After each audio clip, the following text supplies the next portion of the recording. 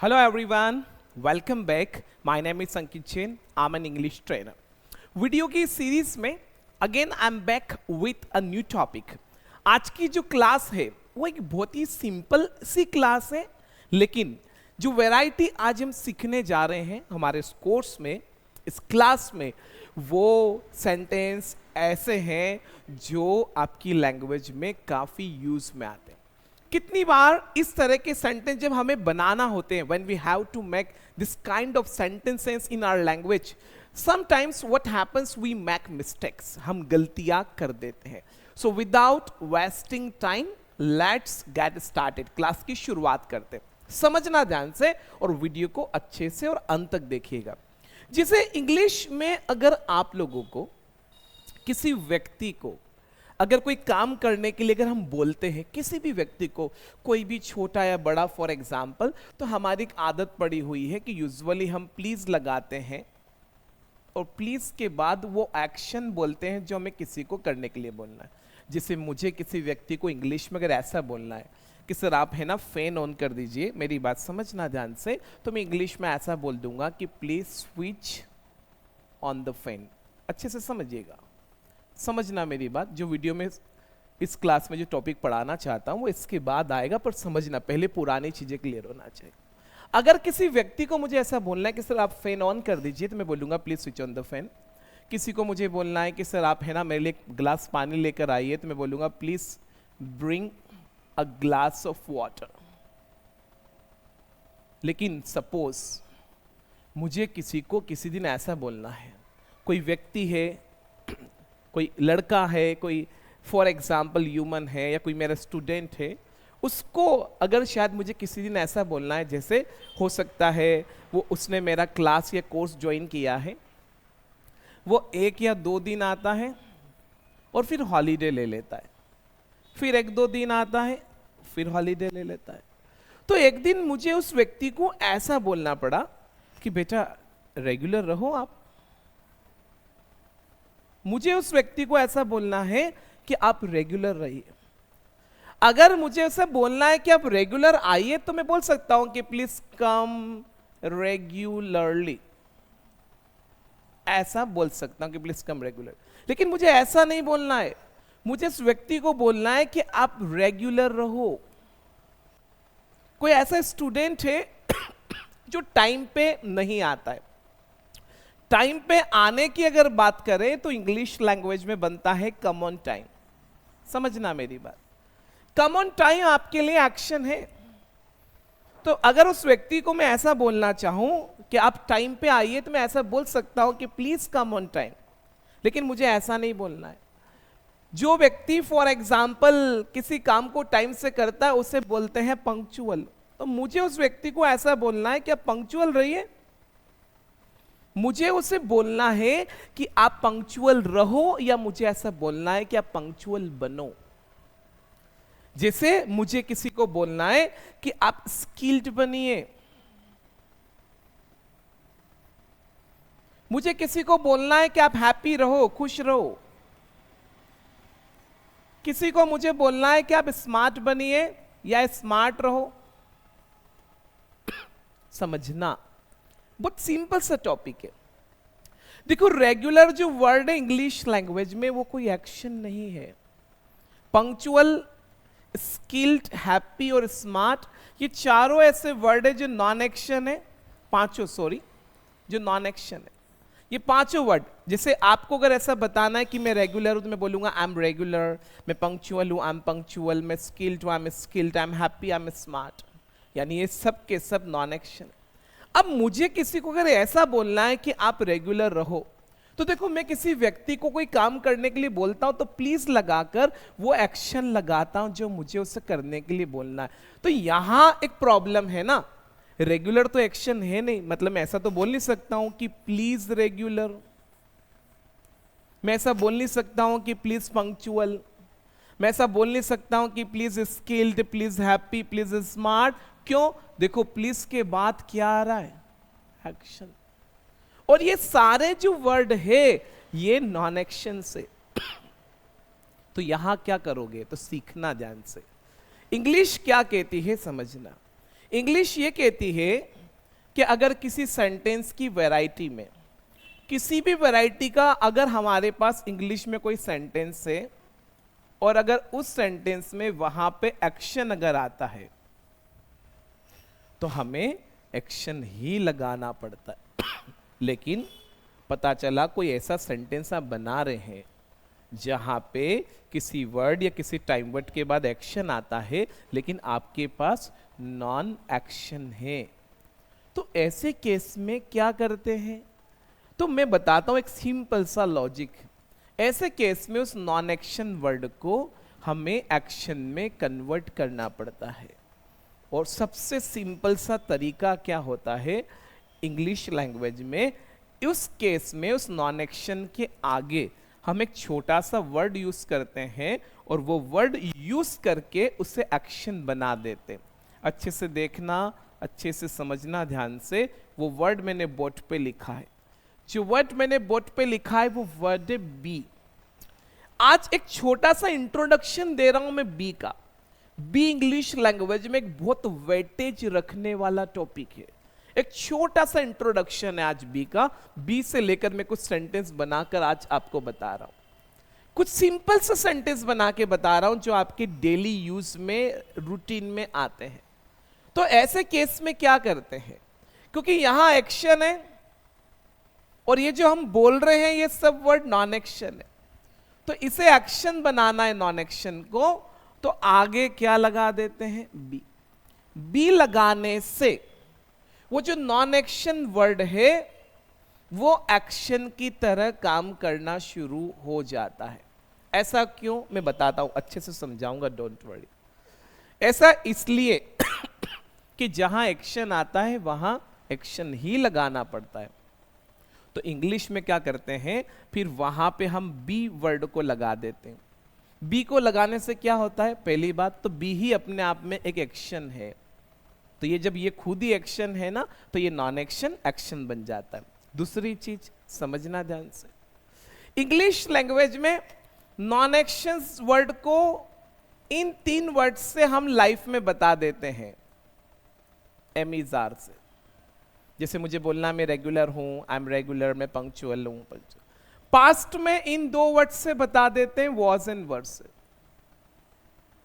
यानी मैं रेगुलर था, आई वॉज रेगुलर, मैं पंक्चुअल था, आई वॉज पंक्चुअल, ठीक है। बट इंग्लिश लैंग्वेज में लाइफ और पास्ट के अलावा अगर कहीं नॉन एक्शन आ जाता है या कोई और टाइम वर्ड है जिनके बाद एक्शन आता है, जैसे समझना विल है, विल के बाद एक एक्शन आता है। अब आप कोई सेंटेंस बना रहे हैं जो फ्यूचर का है, लेकिन इंग्लिश लैंग्वेज में विल के बाद एक एक्शन आता है और आपका कोई सेंटेंस है जो फ्यूचर का है और वहां पे आपके पास नॉन एक्शन है, एक्शन नहीं लेकिन सेंटेंस फ्यूचर का है, मतलब विल से ही बनेगा। तो ऐसे सेंटेंस को जब आप बनाओगे तो क्या करोगे समझना। अब विल के बाद क्या आता है, एक्शन। आपके पास क्या है, नॉन एक्शन। जैसे मुझे एक सेंटेंस बोलना है, समझना, मुझे किसी को बोलना है कि रेगुलर रहो। पहले तो कैसे बोलना है कि क्या रहो, रेगुलर। अब मेरी क्या कोशिश रहती है कि जहां हम प्रैक्टिकली लर्न कर सकते हैं वहां प्रैक्टिकल बने। मैं चाहूं तो हिंदी से भी सिखा सकता हूं, जिसे बहुत सारे लोग ऐसा बताते हैं, वो अपनी जगह राइट है कि बी का मतलब सर रहना भी होता है, बी का मतलब बनना भी होता है। बट मैं चाहता हूं कि आपको एक अच्छा नॉलेज हो चीजों का, तो मैं वो चाहता हूं। फॉर एग्जाम्पल ऐसी चीजों को समझने में इट टेक्स टाइम लगता है, बट एक बार जब समझ में आती है ना तो टॉपिक हमारा बहुत स्ट्रांग हो जाता है। आप उस टॉपिक से रिलेटेड फ्यूचर में कोई मिस्टेक्स नहीं करते, you don't make any mistake. तो समझना, वीडियो को एंड तक पूरा देखना, आपको लगेगा कि हाँ अच्छे से चीजें मुझे समझ में आई। मैंने किसी को बोला कि अब रेगुलर रहिए। अब कुछ लोग क्या बोलेंगे कि सर रहने के लिए क्या याद रख लो, बी। तो हम ऐसा बोल देंगे कि बी रेगुलर। बिल्कुल करेक्ट है, बिल्कुल राइट है, बी रेगुलर। मुझे किसी को बोलना है कि सर पंक्चुअल रहिए, तो हम कैसे बोलेंगे, बी पंक्चुअल।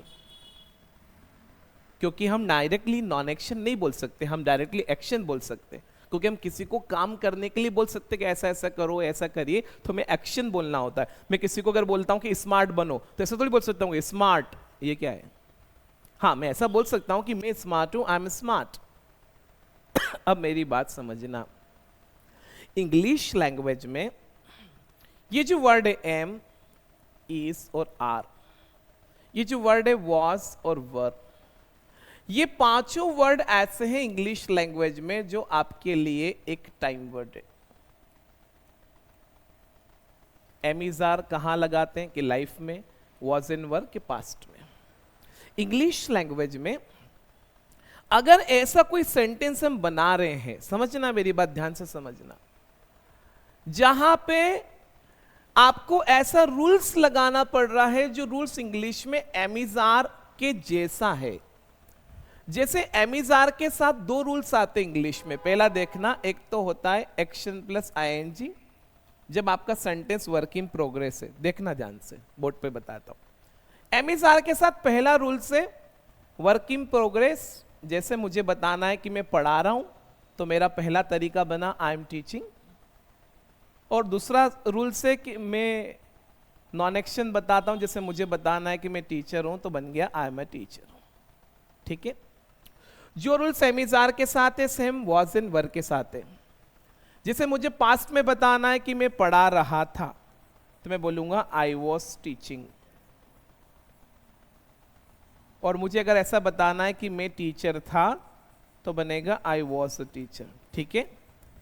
अब लाइफ और पास्ट में तो आपके साथ काम हो गया, बट इंग्लिश में ऐसे बहुत सारे टाइम वर्ड्स हैं जो क्या कंटेन करते हैं कि एक्शन। मैंने तो अभी उनमें से कुछ ही पढ़ाए हैं आपको, जैसे समझना, एक टाइम वर्ड है विल, क्या कंटेन करता है कि एक्शन। एक टाइम वर्ड मैंने आपको पढ़ाया कैन, क्या कंटेन करता है कि एक्शन। ठीक है? अब समझना ध्यान से, हमें कभी कोई ऐसा सेंटेंस बनाना पड़ रहा है विल के साथ और कैन के साथ, जहां हमें ऐसा रूल्स चाहिए जो एम इज आर के साथ है।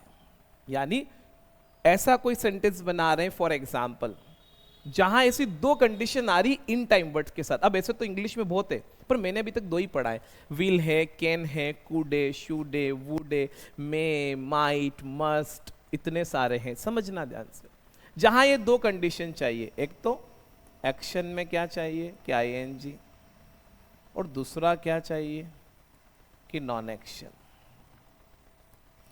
अब अगर मान लो फॉर एग्जाम्पल ऐसी कंडीशन आ गई जहां पे ये दो कंडीशन आपको चाहिए, बट किसके साथ चाहिए? विल के साथ। अब विल के बाद देखो क्या आता है, एक्शन। आपको ऐसा सेंटेंस बना रहे हैं जिसमें विल के बाद एक नॉन एक्शन आ गया। जैसे एक सेंटेंस, मैंने किसी बच्चे को बोला कि बेटा रेगुलर रहो, तो क्या लगाया? बी, और पीछे क्या बोला? रेगुलर। समझना, जब मेरा उसे बोलना हुआ कि बेटा प्लीज बी रेगुलर, आप रेगुलर रहो, बी क्यों लगा रहा हूं? देखो, प्लीज के बाद क्या है? एक्शन। रेगुलर क्या है? Non action. तो ऐसे केस में जब हम सेंटेंस बनाएंगे तो उसके आगे हम बी लगाते। बी क्यों लगाते वो अभी और क्लियर कर रहा हूं, तो अच्छे से समझ में आएगा। तो ऐसा सेंटेंस बनता है प्लीज बी रेगुलर। जैसे मेरा बोलना हुआ तो उसने बोला ठीक है सर, मैं मंडे से रेगुलर रहूंगा। क्या बोला उसने? कि मैं मंडे से रेगुलर रहूंगा सर। अब ऐसा सेंटेंस बोलेगा वो कि आई विल। अब समझना, पहले मैं इसको रॉन्ग बनाता हूं, फिर आप देखना आपको समझ में आएगा। उसने बोला कि मैं मंडे से रेगुलर रहूंगा, I will regular from Monday. अब समझना क्या लिखा? विल। विल के बाद क्या लिखा? रेगुलर। रेगुलर जो वर्ड है वो आपके लिए एक क्या है? Non action. यानी फिलहाल तो ये सेंटेंस गलत है कि मैं ऐसा बोल नहीं सकता हूं कि I will, because will show करता है एक्शन। अब हमें सेंटेंस को करेक्ट करना है। सेंटेंस तो ऐसे ही बनाना है क्योंकि सेंटेंस में फ्यूचर है तो विल भी लगाना और रेगुलर वर्ड भी चाहिए, बनाना ये। बट हमें here we have to correct this sentence, हमें करेक्ट करना है, तो लेट्स डू इट। आसानी से हो जाएगा। कैसे करेंगे देखिए। मैं समझाता हूं स्टेप बाय स्टेप। क्या है रेगुलर के नॉन एक्शन? नॉन एक्शंस के लिए क्या वर्ड है कि 3 वर्ड है, एम, इज और आर। अब देखो एम इज आर लाइफ में यूज होते हैं, 3 टाइम वर्ड है, ये लाइफ के टाइम वर्ड है और ये फ्यूचर का है, 2 टाइम वर्ड तो एक साथ यूज नहीं हो सकते। फिर 2 टाइम वर्ड और है, वॉज एंड वर। तो वॉज एंड वर कहां के हैं कि पास्ट के, विल कहां का, फ्यूचर का, तो बोले ये भी यूज नहीं हो सकते। बट हमें यहां एक ऐसा रूल्स चाहिए जो एम इज आर और वॉज एंड वर के जैसा हो, एक ऐसा वर्ड चाहिए। तो फिर इंग्लिश लैंग्वेज में ये वर्ड है जो आपको इनकी कमी पूरी कर देता है। समझना ध्यान से, मैं बोर्ड पे कुछ लिख रहा हूं। क्या लिखा है? बी। बी इंग्लिश लैंग्वेज में एम इज आर और वॉज एंड वर जैसा ही है। Am is are, was and were time words है, समझना ध्यान से। बी टाइम वर्ड्स नहीं है, बी एक एक्शन है, बी एक एक्शन है। लेकिन बी जो वर्ड है वो एम इज आर जैसा ही काम करता है। यानी अगर हम ऐसा कह सकते हैं कि बी एम इज आर का बॉस है। ये एम इज आर और ये वॉज एंड वर जो है ये बी के ही परिवार के मेंबर्स हैं, ये बी से ही बने हैं। समझना, धीरे धीरे सारी चीजें क्लियर होगी। बी जो है वो एक एक्शन है, लेकिन एम इज आर और was and were time word से। बट बी क्या करता है? बी बॉस है इनका।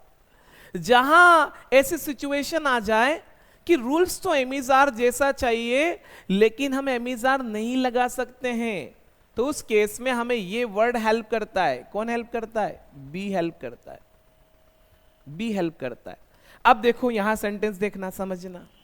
विल बोला है, आई विल। क्या बोला है? रेगुलर। क्या विल के साथ एम इज आर लगा पाओगे? बोले नहीं। Can you use was and were? बोले no I can't. So what is the option we have left? बोले बी। तो यहां पे अब हमें क्या लगाना पड़ेगा? बी लगाना पड़ेगा। तो ये सेंटेंस अब करेक्ट हो जाएगा। तभी ऐसा बनेगा, आई विल बी रेगुलर। क्या बनेगा? आई विल बी रेगुलर। सर मैं मंडे से रेगुलर रहूंगा। आई will be regular from Monday. बात समझ में आ रही है? सर ठीक है, अब मैं पंक्चुअल रहूंगा। आई विल बी पंक्चुअल। क्यों बोल रहे हैं? समझो, because the punctual word is non action. Will क्या कंटेन करता है? एक्शन। तो हमें एक एक्शन बनाना है उसको, यानी हमें एक ऐसा वर्ड चाहिए जो am is are was and were की या तो कमी पूरी कर दे, ऐसा समझ लीजिए, तो बी लगा दो। या समझो कि उस वर्ड को हमें एक्शन बनाना है तो उसके आगे बी लगा दो। दोनों केस में बात सेम ही है, बट रटना नहीं है। डोंट मगअप, डोंट क्रेम, चीजों को समझना है। अगर आपको कॉन्सेप्ट समझ में आ गया तो बी से लेकर इतने सेंटेंस और इतने यूजेस है जो आप सब समझ जाएंगे एक साथ ही। अब इसको हम समझते हैं। अब मुझे आपको बोलना है कि रेगुलर रहो। तो देखो प्लीज के बाद क्या लिखा हुआ है? एक्शन। रेगुलर क्या है? Non action. नॉन एक्शन कहाँ आता है? Am is are. यहाँ हम एम इज आर थोड़ी लगा सकते हैं। फिर कहाँ आता है? वॉज एंड वर, पास्ट में नहीं लगा सकते हैं। क्या ऑप्शन बचा? बोले एक ही ऑप्शन बचा जो इनकी कमी पूरी कर देगा, इसलिए बी लगाते, इसलिए रटना नहीं। ऐसा बनेगा, please be regular, please be punctual. Sir skilled बनो। अब देखो हिंदी पे नहीं जाना, अब आपको सब समझ। अब आप भले ऐसा बोलो, स्किल्ड बनो तो भी बोलना बी स्किल्ड, स्किल्ड बनिए तो भी बोलना बी स्किल्ड। किसी को बोलते खुश रहो तो आपको बोलना पड़ेगा बी हैप्पी, और बोलते खुश रहिए तो भी बोलना पड़ेगा बी हैप्पी। सर स्मार्ट बनिए, बी स्मार्ट। किसी को मुझे बोलना है फॉर एग्जाम्पल कि सर आप है ना फुर्तीले बनिए। देखो फुर्तीले इंसान को बोलते हैं अजाइल। क्या बोलते हैं? अजाइल। तो कैसे बोलोगे? Be agile. कैसे बोलोगे? बी अजाइल, कि फुर्तीले बनो सर। एम्बिशियस बनिए sir, be ambitious, be ambitious. ऐसा बोलेंगे जब भी इंग्लिश लैंग्वेज में हमें ऐसा सेंटेंस बनाना है। किसी को मुझे बोलना है क्या ब्रॉड माइंडेड बनिए, be broad minded. Sir open minded बनो, बी ओपन माइंडेड। तो जब भी इस तरह के सेंटेंस हमें बनाना, अब देखो आपने क्या सीखा है इंग्लिश लैंग्वेज में, यहां से आगे बढ़ते हैं। जैसे मुझे किसी व्यक्ति को कोई काम करने के लिए मना करना है कि आप इस काम को मत करिए, आप ऐसा मत करिए, या आप इस काम को मत करो। जब हम कोई मना करते हैं ना किसी को कोई काम करने के लिए, तो हम क्या बोलते हैं? डोंट। और डोंट के बाद क्या लगाते हैं? एक्शन। जैसे मुझे आपको बोलना है कि झूठ मत बोलिए, तो मैं कैसे बोलूंगा? डोंट टेल अ लाई। मुझे आपको बोलना है फॉर एग्जाम्पल कि लेट मत आइए, तो कैसे बोलूंगा? Don't come late. मुझे आपको बोलना है फॉर एग्जाम्पल कि सर आप है ना लेट मत उठिए, तो मैं बोलूंगा डोंट गेट अप लेट। मुझे बोलना है सर आप मत जाइए, डोंट गो। लेकिन मुझे अगर किसी को ऐसा बोलना है, समझना, मुझे किसी को बोलना है कि आलसी मत बनो भाई। अब आलसी आदमी को इंग्लिश में बोलते हैं लेजी। तो क्या ऐसा बोल पाऊंगा क्या कि डोंट लेजी? बोल सकते हो क्या? कैसे बोलोगे डोंट लेजी? रॉन्ग नहीं हो जाएगा? समझो, डोंट के बाद क्या लगा रहे हो? एक्शन। क्योंकि डोंट के बाद आता ही एक्शन है, लगा नहीं रहे। डोंट के बाद आता ही एक्शन है। बट आप बोल रहे हैं कि सर लेजी यानी आलसी मत बनिए। अब लेजी जो वर्ड है वो एक्शन नहीं है। जहां एक्शन आता है वहां एक्शन ही चाहिए, इस बात का ध्यान रखना। तो देखो अब क्या करो, देखो डोंट भी एक टाइम वर्ड है, तो डोंट के साथ कोई एमिजार तो लगा नहीं पाओगे आप, है ना? तो आपको बोलना है कि सर आलसी मत बनिए यानी लेजी मत बनो, ऐसा सेंटेंस बनाना है आपको। अब देखो लेजी जो वर्ड है वो नॉन एक्शन है। नॉन एक्शन कहाँ आता है? बोले एमिजार। यहाँ एमिजार लगा सकते, बोले वी कांट। फिर कहाँ आता है? पास्ट में वॉज इन वर। ये पास्ट का सेंटेंस है क्या? बोले नहीं। तो फिर क्या ऑप्शन बचा? बोले ये बचा है एमिजार जैसा जो रूल्स चाहिए वो क्या है? बोले बी है, तो बनेगा डोंट बी। ऐसे बोलेंगे कि सर लेजी मत बनिए, डोंट बी लेजी। कितनी बार बोलते हैं ना भाई अवर स्मार्ट मत बनो, तो ऐसा बोलते हैं don't be our smart. Sir our smart मत बनिए, डोंट बी अवर स्मार्ट। झूठा मत बनिए, डोंट बी लायर। जैसे आपने एक सेंटेंस सुना होगा इंग्लिश लैंग्वेज में बहुत लोगों के मुंह से, डोंट बी सॉरी। सुना है? देखो सॉरी जो वर्ड है वो नॉन एक्शन है। कैसे पता चला? जैसे आप कभी गलती में है तो आप ऐसा बोलते हैं I am sorry, sorry sir, I am sorry बोलते। तो यहां एम से पता चल रहा है कि सॉरी एक नॉन एक्शन है, ठीक है। अब इस सॉरी वर्ड को आप किसके साथ लगा रहे हो? डोंट। देखो इस केस में हम एक काम और करते हैं, कुछ लोग ऐसा भी बोलते हैं डोंट से सॉरी। क्या भी बोलते हैं? कोई व्यक्ति सॉरी बोल रहा है और आपको बोला नहीं से रहने दीजिए, सॉरी मत बोलिए फॉर एग्जाम्पल, तो हम ऐसा भी करते हैं डोंट से सॉरी। अब यहां इस केस में क्या है? हमने से लगा दिया, और से तो एक्शन है। बट मुझे से नहीं लगाना, खाली ये बोलना है फॉर एग्जाम्पल कि सर आप है ना सॉरी मत बोलिए, मतलब आप माफी मत मांगिए या आप शर्मिंदा मत होइए फॉर एग्जाम्पल। अब ओनली सॉरी बोलना है तो डोंट सॉरी तो बोल नहीं सकता, और से मुझे नहीं लगाना है। तो सॉरी जो वर्ड है वो नॉन एक्शन है, तो फिर क्या लगाना पड़ेगा? बी। इसलिए बनेगा डोंट बी सॉरी। तो कोई व्यक्ति अगर आपके सामने किसी चीज के लिए सॉरी बोल रहा है, और if you don't want that person to be sorry, अगर आप चाहते हैं कि वो सॉरी नहीं बोले, फॉर एग्जाम्पल उसकी कोई गलती नहीं है, तो आप उसे बोलिए डोंट बी सॉरी। जैसे सपोज कितनी बार ये सेंटेंस हमने लोगों के मुंह से सुना होगा कि सर लेट मत होइए, आप लेट मत हो। अब इंग्लिश में एक वर्ड है लेट, एक्शन है क्या? नहीं है। क्या है? Non action. जैसे मुझे बताना है कि मैं लेट हूं, क्या बनेगा? आई एम लेट बनेगा। अब मुझे आपको बोलना है कि सर आप लेट मत होइए, क्या लगा देंगे? डोंट। क्या बोल पाओगे ऐसा? डोंट लेट कैसे बोलेंगे? लेट तो नॉन एक्शन है ना, क्या आता है? एक्शन। फॉर एग्जाम्पल, तो वहां से लेकर क्या लगाना पड़ेगा? बी। तो ऐसा बनेगा डोंट बी लेट। कितनी बार बोलते सर सैड मत होइए, क्या बोलते हैं? सैड मत होइए आप, तो कैसे बोलोगे? डोंट बी सैड, क्योंकि सैड भी नॉन एक्शन है। देखो नॉन एक्शन कितने टाइप्स के होते हैं? 4 टाइप के होते हैं, मैंने बताया था, नेम, प्रोफेशन, क्वालिटी और कंडीशन। तो सैड क्या है? कंडीशन है। जैसे मुझे आपको बोलना है कि आप नर्वस मत होइए, तो कैसे बोलेंगे? Don't be nervous. क्या बोलेंगे? डोंट बी नर्वस, यानी आप नर्वस मत होइए या आप नर्वस मत हो। सर आप अपसेट मत होइए, डोंट बी अपसेट। अपसेट का मतलब होता है उदास, फॉर एग्जाम्पल। तो कितनी बार हम ऐसा बोलते हैं, जैसे आपने लोगों के मुंह से सुना होगा, जब आप किसी व्यक्ति को नॉन एक्शंस बताते हैं, तो नॉन एक्शंस में 4 variety, name, profession, quality, condition, video देखना नॉन एक्शन के ऊपर। तो ये जो वर्ड मैं बता रहा हूं सेड, ये सब कंडीशन है फॉर एग्जाम्पल। तो कंडीशंस तो नॉन एक्शन है ना। तो डोंट के साथ अगर इन कंडीशन वाले वर्ड को बोलोगे तो बी लगा के बोलना पड़ेगा, क्योंकि वो नॉन एक्शन है और डोंट एक्शन कंटेन करता है। तो ये सेंटेंस हमें ऐसे बोलना है। समझ में आ रहा है? जैसे मुझे किसी को बोलना है कि भैया कंजूस मत बनो, तो डोंट बी स्टिंजी।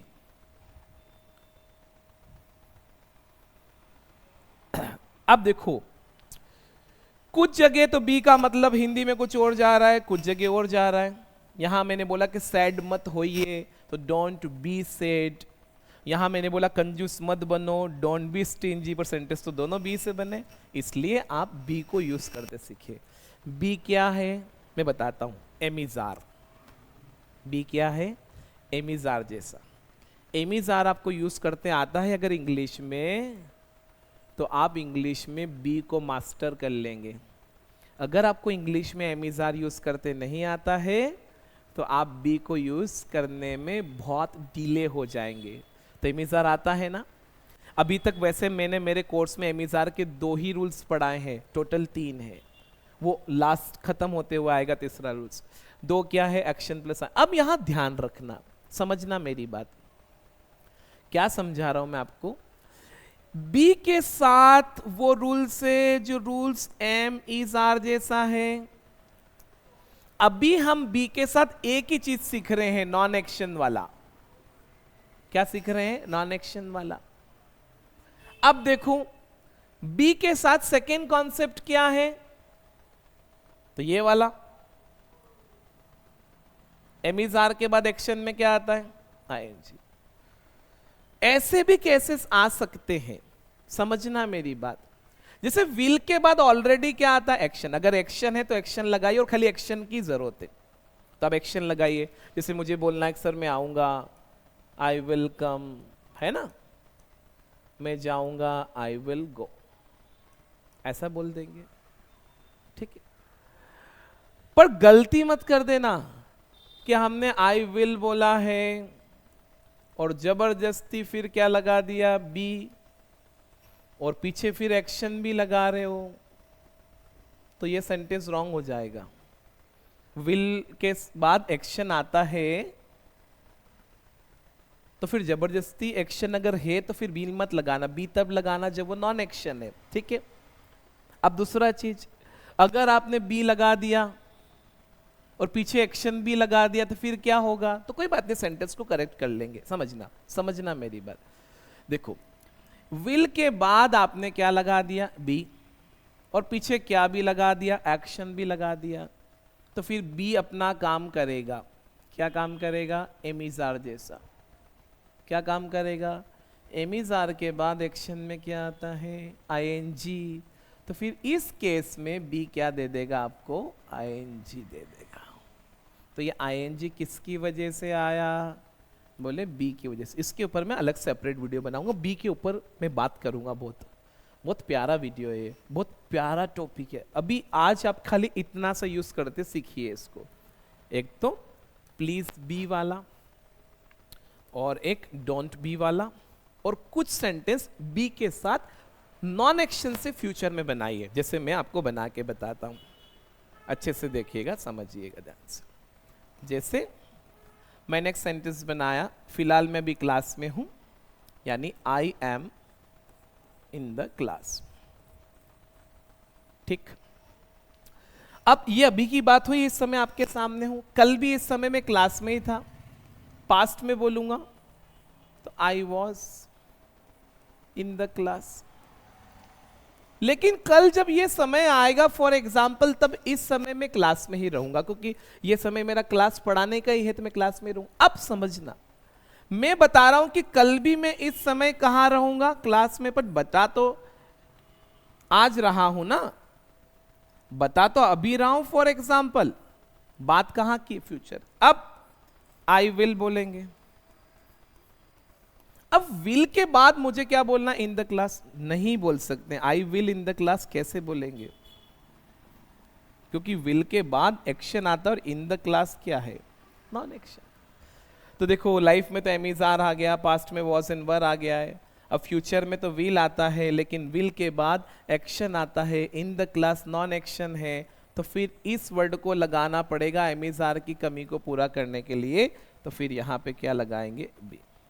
तो रटना नहीं, बहुत सारे लोग ऐसे रटते और रटवाते हैं कि एमिजार का फ्यूचर विल बी होता है। रटना क्यों है, समझना ना। एमिजार का फ्यूचर विल बी क्यों होता है मैं बता देता हूं, इसलिए होता है, समझना। देखो, डू और डस का पास्ट है डीड और फ्यूचर है विल, क्योंकि इन तीनों के साथ एक ही कहानी है, एक्शन एक्शन एक्शन, कोई चेंजेस नहीं, खाली एक्शन। हाँ, एसीएस लगता है सेकेंड फॉर्म पर, तीनों एक वेराइटी के। अब हम बोल रहे हैं कि एमिजार का फ्यूचर विल बी होता है, तो समझो इस विल के साथ एक ऐसा वर्ड चाहिए जो एमिजार जैसा हो। वो कौन है, बी है, क्योंकि एमिजार का फ्यूचर कर रहे हो। डू डस का फ्यूचर विल है और पास्ट डीड है, ऐसा हम बोल सकते। अब एमिजार को फ्यूचर में ले जाना है, तो एमिजार को ले जा रहे हो ना, डू और डस को ले गए तो विल से बन गया। तो एमिजार का फ्यूचर विल नहीं बनता है, विल के साथ एक ऐसा वर्ड चाहिए जो एमिजार जैसा हो, तो वो वर्ड कौन है, बी, इसलिए बनता है विल बी। तो ऐसे समझ में आना चाहिए। अब समझो ध्यान से, जैसे मैं अभी बता रहा हूं कि कल भी मैं इस समय क्लास में ही रहूंगा, तो ये बात मुझे फ्यूचर में बोलना पड़ेगी ना, तो बनेगा आई will be in the class at this time. ठीक है, जैसे इट इज मंडे टुडे, आज क्या है, मंडे है। हो सकता है सैटरडे का मेरा कहीं का टिकट है and I have to go somewhere. अब हो सकता है मैं आज ही किसी को बता रहा हूं फॉर एग्जाम्पल कि सर सैटरडे के दिन तो है ना, एक्चुअली मैं बाहर रहूंगा। कहां रहूंगा, बाहर। कब, सैटरडे को। Today it is Monday, I am telling you today कि मैं सैटरडे के दिन कहां रहूंगा, बाहर। बाहर को क्या बोलते हैं, तो ये बोलते हैं आउट ऑफ स्टेशन। इंग्लिश के साथ एक प्रॉब्लम है, मैं आपको बताता हूं, ये मेरा अनुभव है। कितनी बार क्या होता है, फॉर एग्जाम्पल जैसे कोई व्यक्ति कहीं सीखने गया इंग्लिश, बहुत इंटरेस्ट है उसका सीखने का, लेकिन वो एक ऐसे तरीके के साथ चला गया जहां उसको इंटरेस्ट भी नहीं आया और 5-7-10 दिन में मामला खत्म हो गया और वो सीख नहीं पाया। कोई ऐसा पैटर्न है, समझना ध्यान से। वो एक और जगह गया, वहां भी वही कहानी हो गई। अब उसको तो सीखने की बहुत जरूरत थी, पर उसके साथ मामला ऐसा गड़बड़ हो गया। अब असल में अगर कोई उसको बता भी दे कि वहां पे वो अच्छा भी है, वो अच्छा सिखाते समझाते, but next time he and she will not go and take risk, नहीं जाएंगे, वो रिस्क नहीं लेंगे। ऐसा होता है फॉर एग्जाम्पल, कितनी बार ऐसा होता। यूट्यूब पे क्यों आना पड़ा, क्यों, why I had to start my YouTube channel, because मेरे ही स्टूडेंट्स ने मुझे बोला कि सर ये चीजें आप बच्चों तक पहुंचाइए, टाइम लगेगा। ये भी मुझे लगा है कि इस मेथड्स को या इस तरीके से समझने में it will take time, but ये आपका बेस बनाएगा, और बेस खाली स्पोकन का नहीं, ग्रामर का भी बनाएगा बहुत अच्छे से, कि आपको चीजें क्लियर रहे। अब आपने बोला कि सर मैं सैटरडे को बाहर रहूंगा, कैसे बोलेंगे, I will. Out of station जो वर्ड है वो एक नॉन एक्शन है, कोई एक्शन नहीं, तो ये तो गलत हो जाएगा, I will out of station. क्या लगाना पड़ेगा, बी। कैसा बनेगा, आई will be out of station on Saturday, किस समय सैटरडे के दिन बाहर रहूंगा। सपोज मुझे किसी ने फोन लगाया और मुझे बोलना पड़ा कि सर मैं बाहर हूं, यानी आई एम आउट ऑफ स्टेशन।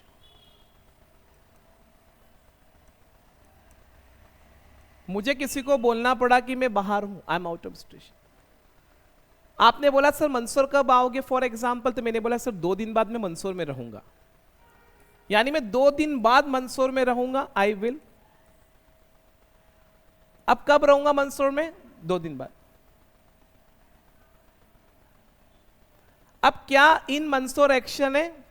नहीं, ये नॉन एक्शन है। तो यहां क्या लगाना पड़ेगा? बी। मैं डायरेक्ट लगा रहा हूं, समझ में आ रहा, तो ऐसा बनेगा आई will be in Mandsaur after 2 days। क्यों बोलना पड़ा मुझे? क्योंकि ये जो वर्ड है नॉन एक्शन है। तो कभी भी फ्यूचर में अगर आप कोई सेंटेंस बनाए विल के साथ और अगर नॉन एक्शन आ जाए तो वहां पे आपको क्या लगाना पड़ेगा? बी। क्यों लगाना पड़ेगा? समझ में आया? पिछले कुछ देर से हम यही समझ रहे हैं। अब आप क्या करें, मैं आपको एक चीज समझाता हूं। एमीजार से सेंटेंस बनाइए नॉन एक्शन के, एमीजार से सेंटेंस बनाइए नॉन एक्शन के साथ, उन्हें पास्ट में ले जाइए वॉज एंड वर के साथ, और फिर उन्हें फ्यूचर में भी बोलिए विल के साथ बी लगाकर। जैसे समझना, एक सेंटेंस से मैंने बोला कि मैं लाइव हूं, अभी आई एम लाइव। पास्ट में बनाओ आई वॉज लाइव, फ्यूचर में बोलेंगे आई विल बी लाइव। मैंने बोला मैं यहां हूं, आई एम हियर। थोड़ी देर पहले भी यही था, आई वॉज हियर, और थोड़ी देर बाद मैं यहीं रहूंगा, आई विल बी हियर। एक ऐसा सेंटेंस है इंग्लिश का जो बहुत यूज में आता है लोगों के, आई विल बी देयर। ये आपने बहुत सुना होगा, आई विल बी देयर। कहां यूज करोगे, कब बोलोगे? फॉर एग्जाम्पल किसी जगह से रिलेटेड अगर आपको बताना, जैसे सपोज फॉर एग्जाम्पल मान लेते मुझे किसी व्यक्ति ने बोला कि सर शाम को 8 बजे वो छोटी सी पार्टी रखिए, आपको वहां रेस्टोरेंट और कैफे पे आना है। अब आपने बोला कि sir please you have to come there. मैंने बोला ठीक है, एक तो मैं बोलूंगा यस आई विल कम, ये सिंपल सी बात होगी। बट इस बात को मैं ऐसा भी बोल सकता हूं, मैंने नहीं बोलना है कि आई विल कम, इसको मैं शॉर्ट में अगर बोलूं तो मैं ऐसा बोलूंगा I will be there. There कहां पे? वहां, वो प्लेस जहां आपने मुझे इनवाइट किया है। अब देयर जो वर्ड है वो नॉन एक्शन है। क्या है? नॉन एक्शन है। तो आई विल देयर तो बोल नहीं सकते, तो फिर आपको नॉन एक्शन के कारण क्या लगाना पड़ेगा? बी। इसलिए बनता है कि I will be there. I will be there मतलब मैं वहां पे, फॉर एग्जाम्पल उस समय वहां रहूंगा या उस समय मैं वहां पहुंच जाऊंगा। इसका आई विल बी देयर का मतलब ये होता है उस समय कि सर मैं उस समय वहां पे रहूंगा या उस समय मैं वहां पे आ जाऊंगा या पहुंच जाऊंगा। जैसे suppose I am out of station, किसी ने पूछा sir when will you come to Mandsaur, आप मंदसौर कब आएंगे? अब मुझे बोलना है कि 2 दिन बाद, तो ऐसा एक तो ऐसा बोलूंगा sir I will come to Mandsaur after 2 days। इसको मैं ऐसा भी बोल सकता हूं sir I will be there after 2 days। There मतलब कहां? मंदसौर। उस समय देयर मंदसौर को रिप्रेजेंट कर रहा है, मैं बोल I will be there after 2 days। आई बात समझ में? तो ये चीज ध्यान रखना, जब भी इस तरह की अगर बात करें, सिंपल सी बात है, इनको ट्राई टू अंडरस्टैंड। तो आप ऐसे करें, सेंटेंस बनाए फॉर एग्जाम्पल, जैसे मुझे एक सेंटेंस बोलना है कि मैं हॉलीडे पे हूं, I am on leave. Past में बनाओ, सर मैं हॉलीडे पे था, I was on leave. Future में बोलिए, किसी को बोलना है कि सर मैं है ना एक्चुअली कल छुट्टी पे रहूंगा, आई will be on leave tomorrow. I will be on a leave tomorrow, sir मैं कल छुट्टी पे रहूंगा। तो ये चीज ध्यान रखना जब भी इस तरह की बात करें। किसी ने बोला फॉर एग्जाम्पल, ध्यान रखना, किसी ने बोला कि सर मैं, मान लेते हैं कोई व्यक्ति ऐसा है जिसने कहीं घूमने का टिकट करवा रखा है और वो टिकट है वेंसडे का, आज मंडे है, फाइनल है, फिक्स्ड है कि वो कहीं बाहर ट्रेवल करके जा रहे हैं। अब उनकी कोई ट्रेन है जिसका टाइम है फॉर एग्जाम्पल इवनिंग में 5 o'clock। अब जब आज मंडे हो रहा है और मान लो इवनिंग में जब 5 बजी, तो 5 बजे क्या हुआ, उस व्यक्ति ने बोला कि सर आज मंडे को 5 बजे, वो बोल रहा है कि सर वेंसडे के दिन तो 5 बजे है ना, अपन सर ट्रेन में होंगे, ट्रेन में रहेंगे, इस समय तो अपन सर ट्रेन में होंगे, ऐसा सेंटेंस बोलते ना। तो कैसे बोलेंगे? आई will be on the train on Wednesday. Future में बोलना पड़ेगा ना, क्योंकि मंडे के दिन बता रहा है, रहे ट्रेन में कब होगा वो व्यक्ति, वेंसडे को। अच्छा, मुझे आज फ्यूचर समझाने की जरूरत नहीं है, फ्यूचर आपका क्लियर है। इतने दिन से अगर आप सीख रहे हैं, सारे वीडियो अगर ऑनेस्टली देख रहे हैं, तो you must have got the rhythm to learn. कहीं ना कहीं आपको मिल गया हो तो ऐसा बोलना पड़ेगा, आई will be on train, I will be on the train. तो ऐसा सेंटेंस बनेगा जब भी इस तरह की हम बात करेंगे। धीरे धीरे चीजों को बनाइए। मैंने अभी बहुत कम बात करी, बहुत लेंदी टॉपिक है, बट बहुत अच्छा है, बहुत अच्छा है।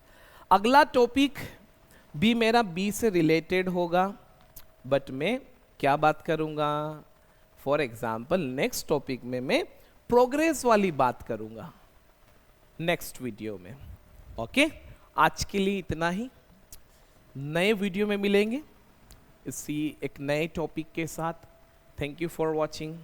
Be happy, be busy, keep learning, stay positive. Thank you guys.